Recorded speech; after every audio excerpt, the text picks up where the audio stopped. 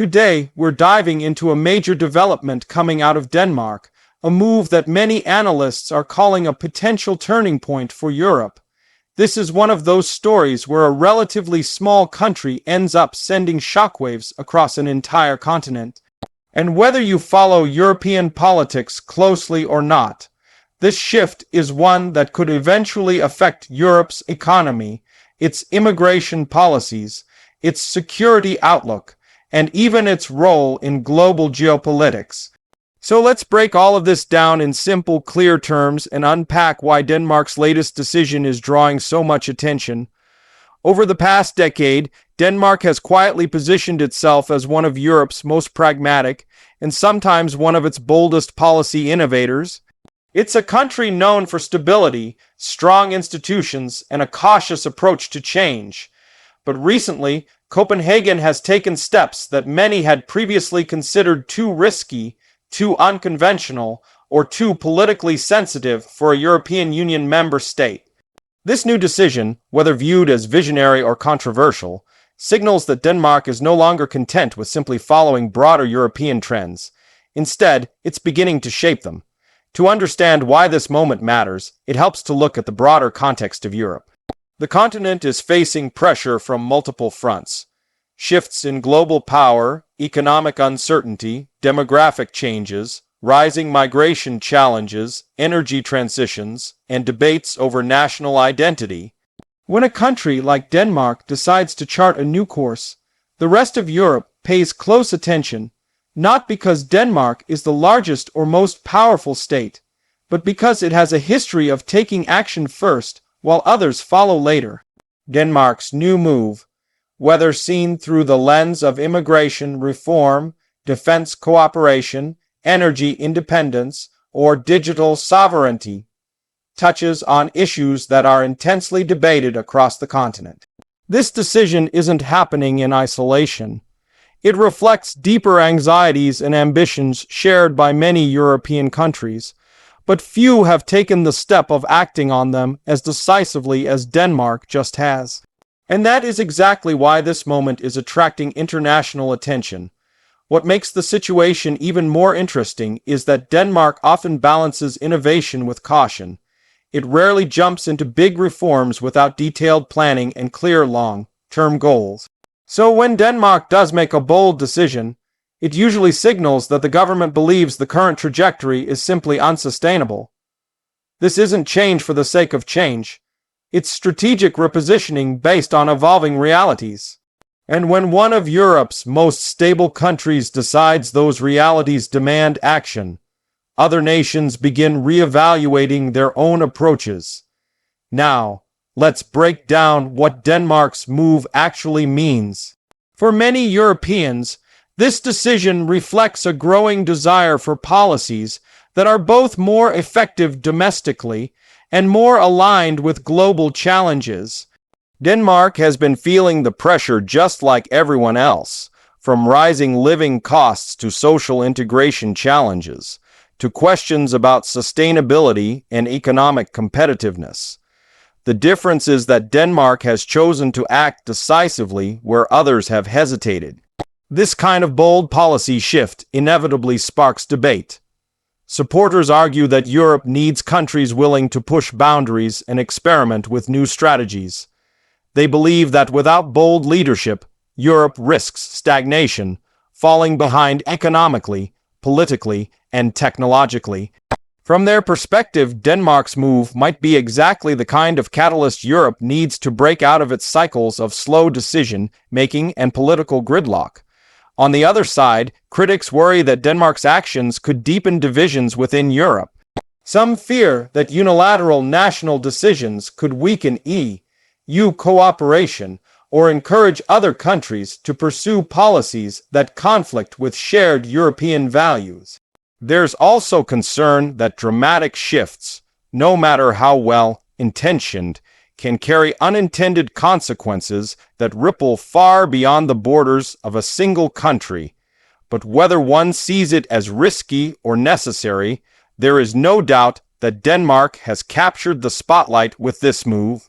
One of the key reasons Denmark's decision stands out is its timing. Europe is at a crossroads, facing pressures from global competitors and internal disagreements about the future direction of the EU. The continent is trying to balance unity with national sovereignty, economic growth with sustainability, and social stability with demographic change. In moments like these, the actions of even a small country can serve as a powerful signal to others about what is possible. Denmark's boldness also reflects a growing shift in European political culture. Voters across the continent are demanding new ideas, fresh approaches, and faster responses from their governments. Many Europeans feel that traditional policies no longer match the realities of today's world. By moving decisively, Denmark taps into a sense of urgency that resonates far beyond its own population. Citizens in other European countries may look at Denmark and wonder why their leaders are not making similar moves.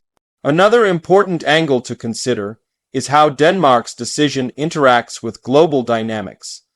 Europe is no longer the undisputed economic powerhouse it once was. Rising powers, shifting alliances, and global uncertainties all put pressure on European nations to rethink how they operate.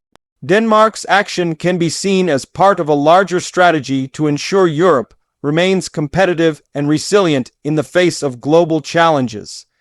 It's not just about national interests, it's about long-term survival in an ever-changing world.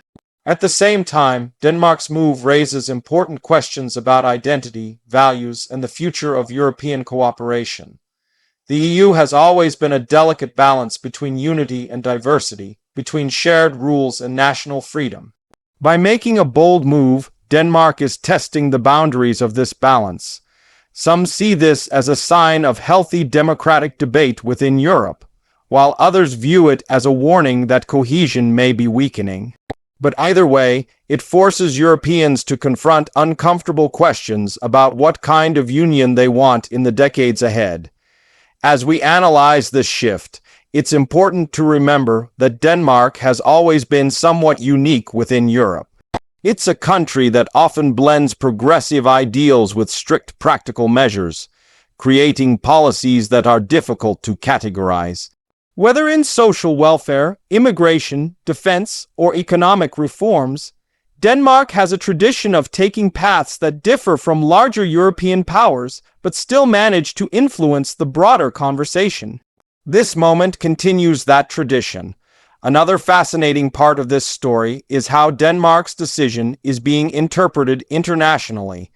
Outside Europe, analysts are viewing this as a sign that European nations are beginning to assert themselves more independently in global affairs. Some believe Denmark is signaling that Europe must take greater responsibility for its security, economy, and technological future.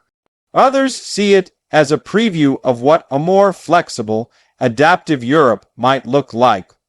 One that no longer relies solely on centralized decision-making, but embraces experimentation. Domestically, Denmark's move has sparked a wave of discussion, debate, and reflection. Citizens are asking what this means for their daily lives, their future opportunities, and their country's place in the world. Some welcome the change, hoping it will bring more stability or more growth. Others worry that rapid shifts may create more uncertainty. But what cannot be ignored is that the Danish public is deeply engaged in the discussion, which says a lot about the significance of this decision. The impact of Denmark's move is also being felt within European institutions. Decision makers in Brussels are watching closely, knowing that this moment could influence future EU negotiations, agreements, and reforms. Denmark may have opened the door to new conversations that were previously avoided or considered too politically sensitive. Whether these conversations will lead to deeper unity or greater fragmentation remains to be seen, but the ripple effect is undeniable. Looking ahead, Europe will likely face more moments like this. Countries will continue experimenting with new policies as they try to adapt to a rapidly changing world. Denmark may have simply been the first to take this particular step, but its example could inspire others. And that's the real significance of this moment. Not just that Denmark made a bold decision, but that it may reshape the way Europe thinks about change. What happens next will depend on many factors: how Denmark implements its new policy, how other European nations respond, how global trends evolve, and how the EU adapts to new pressures. But for now, the message is clear. Denmark has chosen a path that challenges the status quo. And whether people agree or disagree, the rest of Europe is being forced to pay attention.